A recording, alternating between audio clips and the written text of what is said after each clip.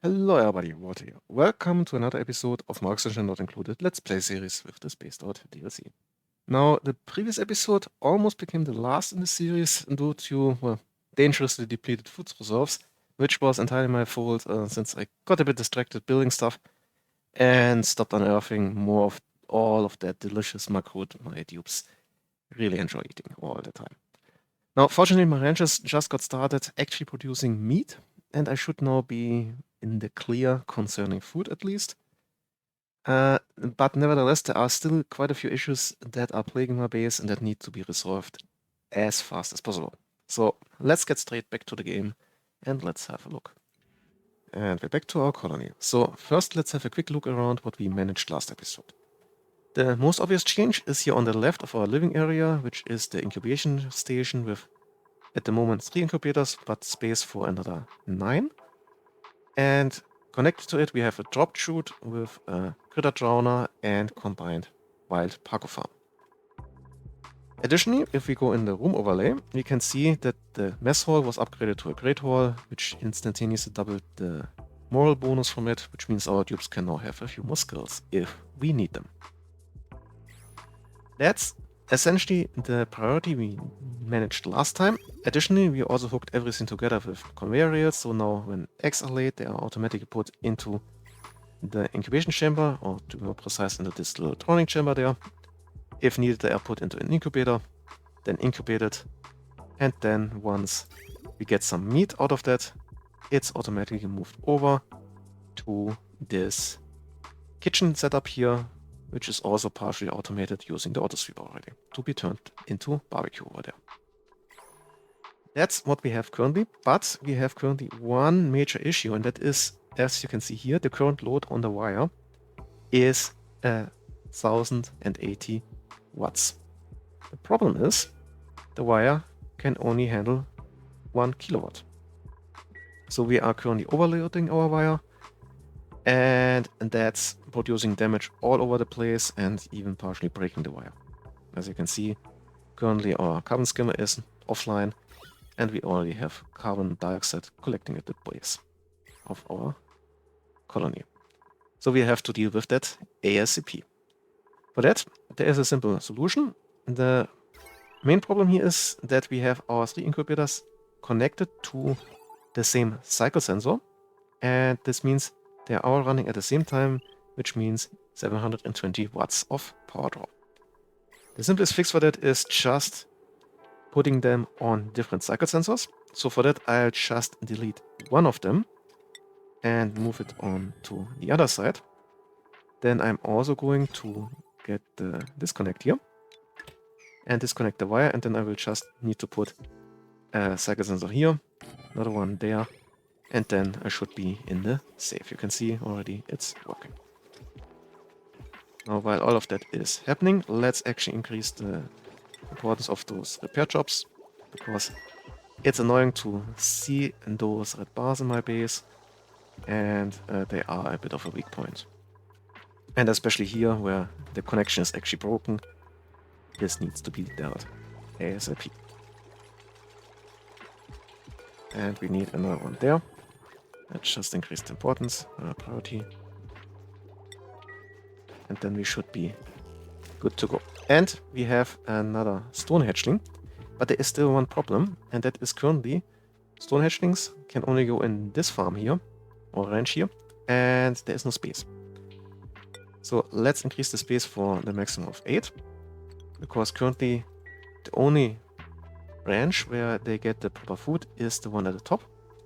Since I want to switch over at some point, I'll just turn off the critter feeder here, critter drop off here. So once these here have died of old age, I will just move the stone hatches over. Very easy and simple setup. Then let's quickly make sure this room here gets enclosed. And I'm also going to need to set this properly. And here, let's actually get rid of this shine bug. Then let's set the timing so that they are actually turned on at different times. 32, that should do the trick. Let's set the incubation station here, high priority. And That should do the trick here. Now last thing to do in this chamber here is turn auto wrangle on, critters to 0 and all critters, which means that if any critter is found in here, it will automatically be wrangled and then put either into the drop chute or into a range. So that's the incubator done for now. Next step is, since we're now getting meat and barbecue into our farm or into our kitchen setup, we need to consider putting it into a position where it's not spoiling as fast. And that means we have to think about building a freezer. For that, I'm going to start with adding a second sweeper on top of this one here. Again, I have a setup that I'm very happy with already figured out. And for that, I'm going to need insulated tiles, since this will get cold, and I'm going to use ceramic as the best insulator I currently have available. Then I need to put down a few blocks, then I need to go over, then up again. And I still have enough for one tile, which should be placed, if I remember correctly, in this spot there. So, and now I'm out of ceramics, so I will have to stop here. And we have our next research actually. So we have now access to the metal tile, which will become useful for the freezer, and a metal refinery, which will also become quite useful to get some more metals. And while we're here, I'm actually seeing we have some more skill points to give our dupes. So our two diggers, Ruby and Gossman, can get a new skill. I'm going for the improved construction for now, because I want the demolition, which allows me to get rid of those buildings here, at least the ones I don't need for the future. And then I can work or build over those places. Otherwise I would get stuck with those structures being in the way of, well, my ladders and so on. Anyway, I'm going to need a bit more copper. I hope I have tons of clay. Why is this not being processed? People put clay and stuff in there. So this is all ceramic. Yeah, that's good. That's looking good. Perfect. And it's night. So let me very quickly make a few more setups here. What I'm essentially going for is a setup with two liquid locks to draw a vacuum in here, and then that way completely insulate the inside of this freezer to the outside to make this a true and simple walk-in freezer. Anyway, I'm also going to need, this is the middle block, then I'm going to need for now a mesh tile up here, so I can drop in some liquids later on. I currently can't really do much. I am still going to build this here up so that carbon dioxide can collect in here, and then I will have my food prepared, or my food stored in here. I don't have enough, now I have enough metal for a conveyor loader. I'm going to put it there. I'm going to need to power it, like so. And in that way, once everything has been built, I can make sure that I can store an infinite amount of food up here. So now that those two tiles are built, I can actually show you how this works. Essentially, it works by separating which areas those two auto sweepers can get into. So as you can see, this one here can reach the point where the food will be stored, and those four tiles over here, which will become useful later on.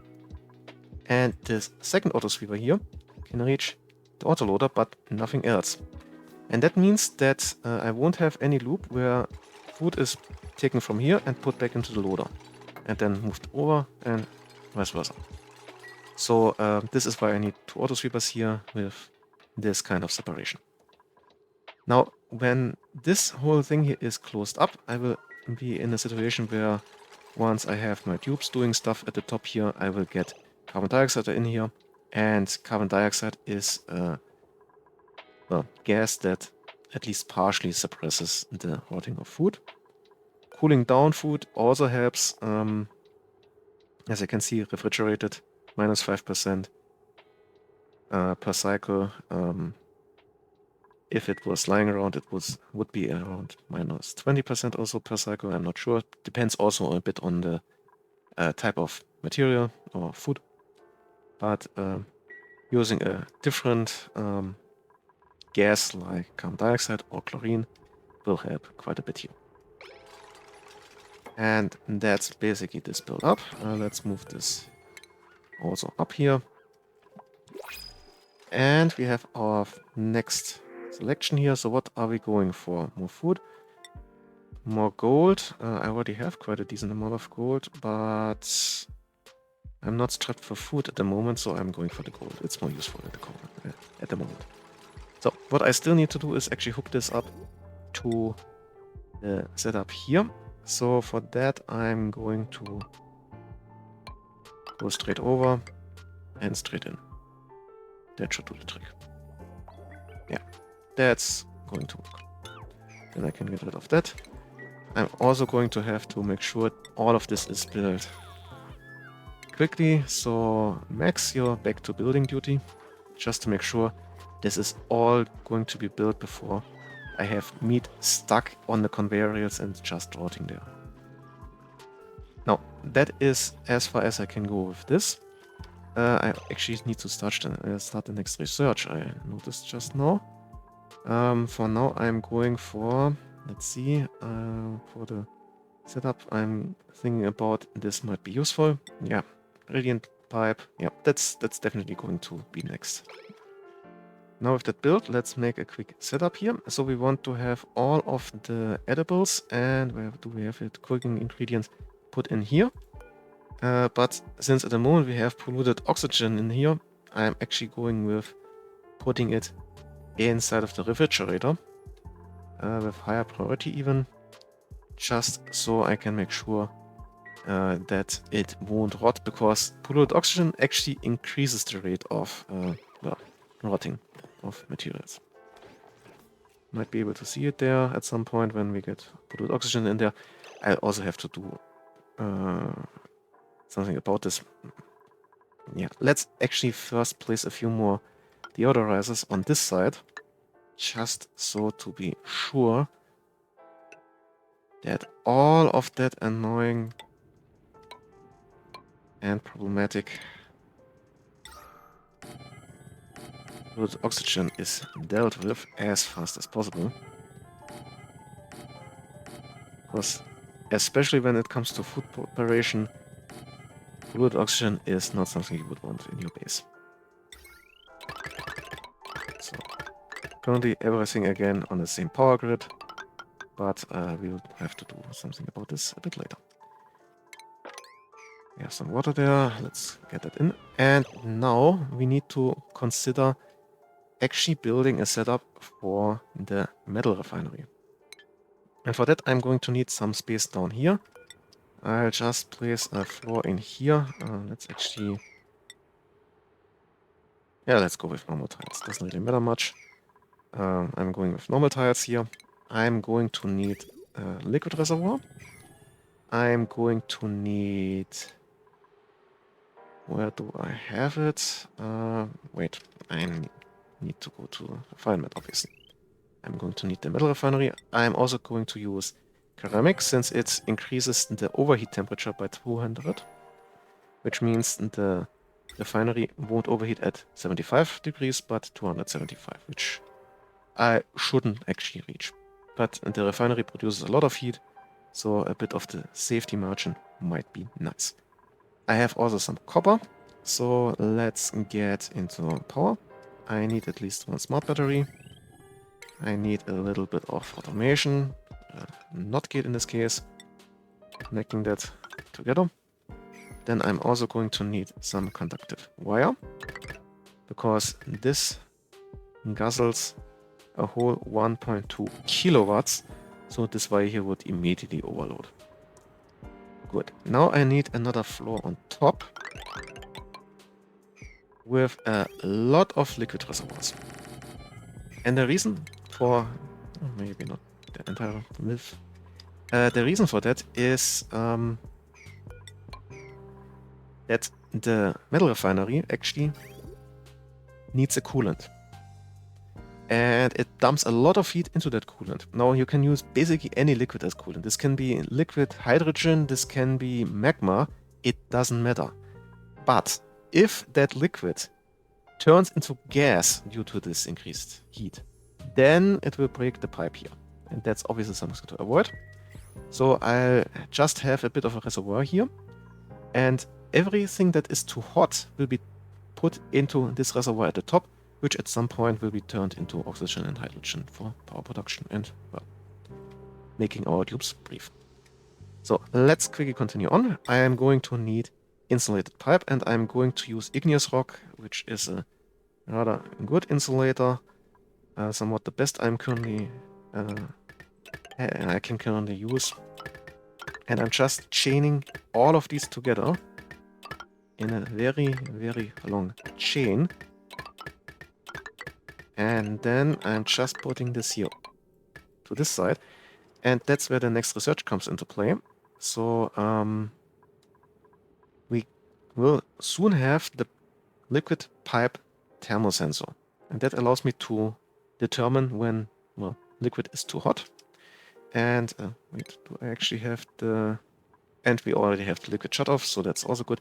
And everything that is too hot will be moved over there. Everything that is not too hot to be recycled will be turned or moved back into the liquid reservoir there. We're also going to need a pipe. And while all of this is running, I can actually continue with the time. So where do I have some space? Let's place it. Let's place it here. No, let's place it actually at the very bottom, or as far down as it will go. For example, there. That looks good. Then we're going to need, of course, a pipe. Here we can use normal pipes. Then we're going straight up. I'll have to figure out how I want to go about this in just a moment. And then it's also going to need power. And do I want to run this from the normal grid? Yeah, let's run this from the normal grid. So now we need to consider, or I need to consider how I want to go about this. I'm going to need a liquid shut-off, which needs refined metal, and I'm almost or completely out of refined metal again. So let's make sure I'm making another 2 tons, just so I'm not running out of metal and can actually finish with the setup here. And then let's actually increase the priority of this a bit. Just so, again, it's been built. Maybe the priority up here not that much. It's a bit of a time waste to build yet. And we are just about done with the research. Yep. So let's quickly start the next one. Equivalent for gases just now. What did we get? We got the aquatoner, which will be very useful later on. Liquid tablethizer a bit less. At least on this map. Let's see. Okay, we have the liquid pipe thermal sensor, which can give us a signal depending on the temperature of the liquid going through the pipe. Let's put it down. Then, following that, we are going to need a liquid shut-off valve. And then we are going to build a little loop here. I'll start with the output of the refinery, through the sensor, through the input of the shut-off, and then into the input of the reservoir, and then from the reservoir back into the refinery. Then for the actual input of new water, just putting it over with a bridge. Now, how does this work? It's not completed yet. Let's put some automation wire in there. And now it's more or less completed. And while I'm here, I can actually place just a tiny bit more there. And then let's actually set in priority higher for everything to be built, just to be sure. Now, how is this going to work? It's pretty simple. Once the pump is done, let's actually make sure this is built. Once the pump is done, it will start pumping water up. And at the moment, everything here is empty, so the water will go through the pipe onto this pipe here and be put into the refinery. Once the refinery has started smelting, at some point it will output the hot water, which goes out here. Then the water gets tested for its temperature. If it's too hot, it gets put up there. If it's not too hot, then it goes further along back into the reservoir, and then from the reservoir back into the refinery. The reservoir is a bit of a buffer because while this water here starts looping, the pump will already put more water into this loop. And if I didn't have a reservoir that could take in a bit more water, then this would deadlock and the whole system would not work probably. Or it could at least deadlock. So this is looking quite good. And now we need just to wait until all of this here has been built. And while that is going, we could have a little look around to see what we can find, specifically about geysers. So you can find geysers in two ways. You can go over the temperature, because the neutronium they are usually on is generally a bit of a different temperature than their surroundings, since it has absolutely no heat exchange with its surroundings. Or you can go and have a look in the materials overlay, because 4 tiles of a slightly different color are also very, very easy to spot, at least usually. Here, for example, this is a very typical picture here. We have the neutronium, and then we have a almost completely black blob around it, which is the granite and obsidian. And that is, let me quickly have a look. That is a hydrogen vent, which will be quite useful later on. This one we already saw. Let's see, can we find anything else around? Let's see. Yeah, we have another one there. That's come on. That's a cool slush geyser. So polluted water at -10 degrees, which is a bit difficult to handle if you directly put it into a water sieve, since the water you get from that would also be at -10 degrees and immediately freeze out of your pipes and break them. But there are ways around this, and it's actually quite a good thing to have this right here, because I can use the geyser to tame this vent. But I'll show you this in, I think, the next episode, or depending on how it goes, even this one. But for now, we'll have to see how this goes, and let's actually have a look what we can print out over there. Nothing much. Let's go for the rust. Can't really do anything with that, and we have a new skill point, it appears. Hassan. Okay, you're getting improved carry 2. Yeah. Because it can always be useful to have a guy who can carry a bit more. And we're still not getting any more stone hatchling eggs. Okay, this one has just become an adult, so reproduction 10%. Yeah, this is going to take a little while until I get more, probably. Oh, and this is out of water. And our refinery is done and being already filled in with water. What's still missing though is the power supply for the shutoff there. So let's make sure that is going to be built. And I'm also, do I have the, yeah, I have the copper. Let's add another battery here, because this one here needs tons of, the refinery eats a lot of power, and that way I can make sure that it has the power for at least a few cycles. Let's also increase the priority here and here just a tiny bit. Maybe the priority up here a bit lower. Ashcan, calm down. I need your power down there. Come on, come on. Oh, okay. Harold is doing it intermediate. We still need to set up the liquid valve. Not the liquid valve, the pipe thermosensor. So let's have a quick look. When we're using water to make copper, we will produce enough heat to heat up the water by 20 degrees roughly. So I could go up to 80 degrees before I need to shut this off. But the worst case is steel production, in which we are heating it up by 56 degrees. So to be on the safe side, I need to move it over once I reach 44 degrees. So let's go with 44 degrees. That way I should always be on the safe side and nothing should be able to go wrong. Let's also set this one here to 20 and 80. That way I have some power left, even if the metal refinery is shut off. That way I can make sure that too hot water can still move through the liquid shutoff and it's not put back into the reservoir. And I only turn it on again once I have some power in there, or my tubes wouldn't really have anything to work with. Also, if you find these warning messages annoying, as I do, just put some automatic wire on top of those spots here and you're golden.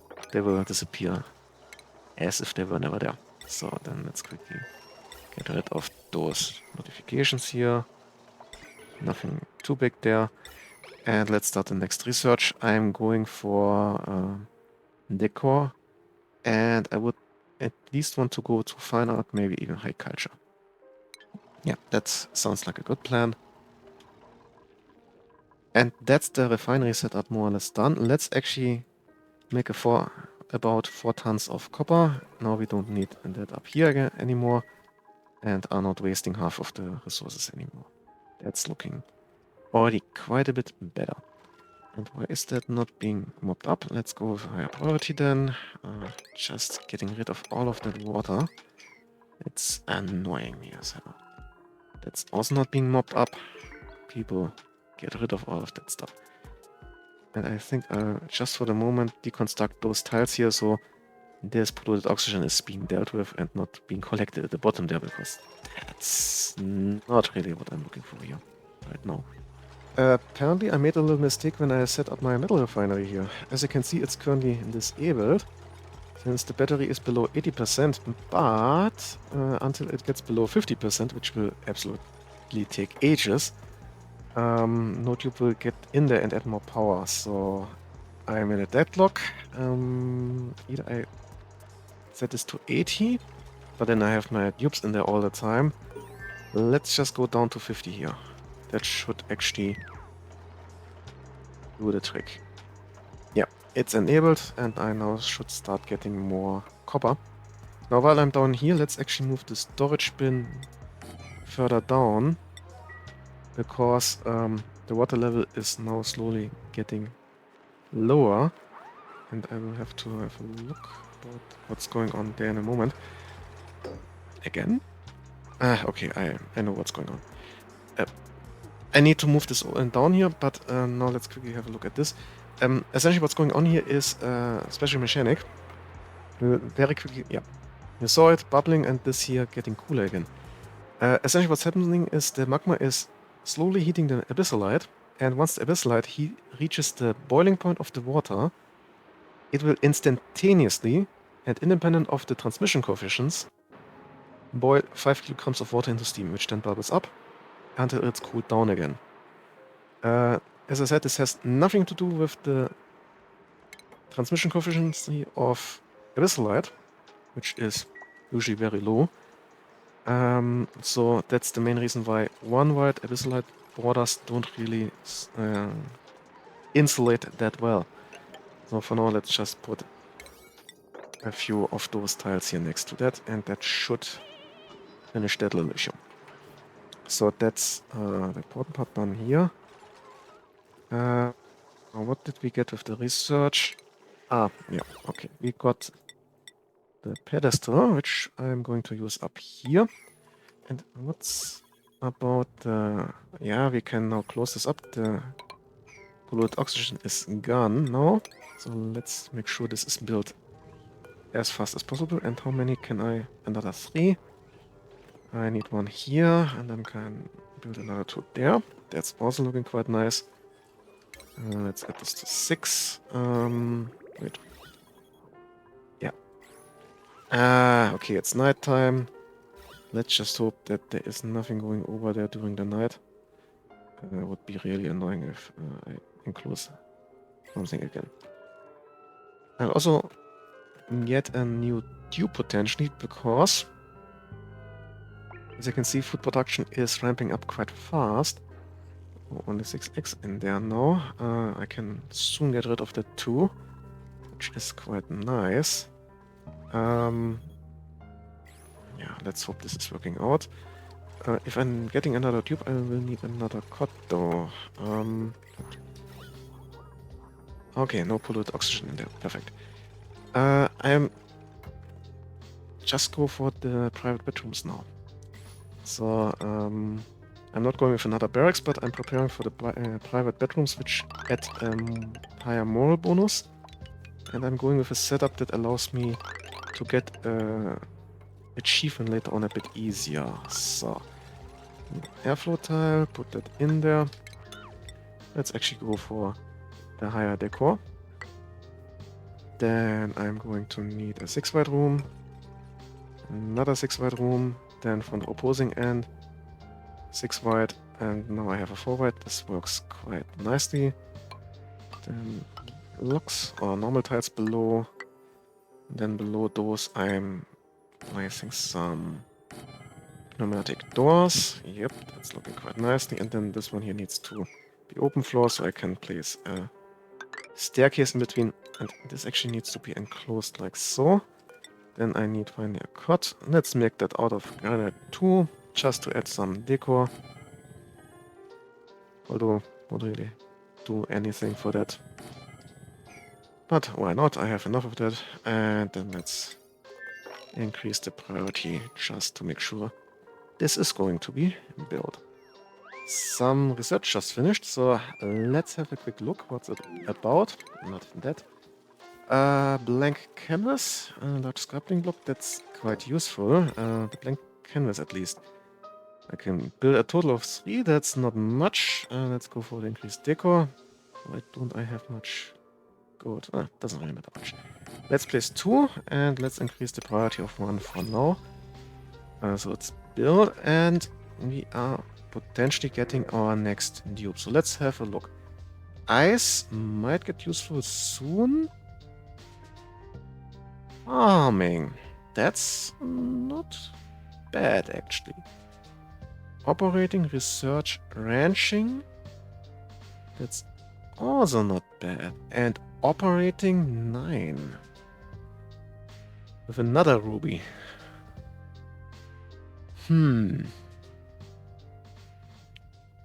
That's actually... I'm going for ruby. Ruby, the second it is, I believe. And she's not a digger, she's an operator. Yeah, that's what I'm going for with that. With her. As you can see, Ruby 1, Ruby 2. Ruby 1 gets to be... Well, let's start actually with carrying, because we have some more skill points. Because she will do much of the carrying. So, Max gets his last researcher skill. Harold gets the second tier of improved carrying, so he can now carry 800 kilos more. And Ashkan gets improved carrying. Then let's have a quick look in the priorities. Let's actually set Ashkan to only prioritizing decorating for now, since I want this canvas filled in. Ruby, obviously doing the operating, and supplying, storing, toggling, tilling, so the usual stuff on the side. Maybe also some life supports, just to be safe. So that's all looking good. I should consider actually making a second schedule. So this here would be essentially shift 1. And then I would have a shift 2. That way my dupes can alternate a bit more.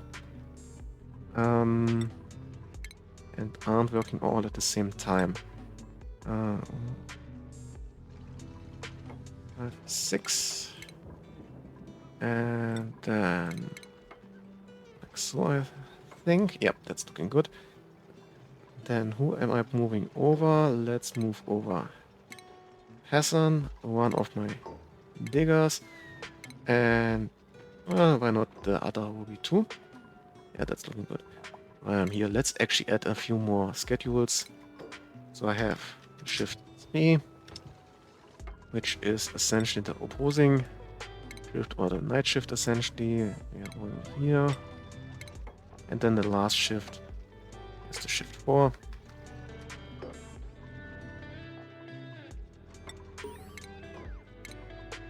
Which will be going in this time spot. Yeah, that's looking good. Just future-proofing it. And we got our achievement. art underground, created a masterpiece painting, which is this expressive genius. Now I could go for something else, but for now I'll just leave it as is. I can start fitting everything together a bit later.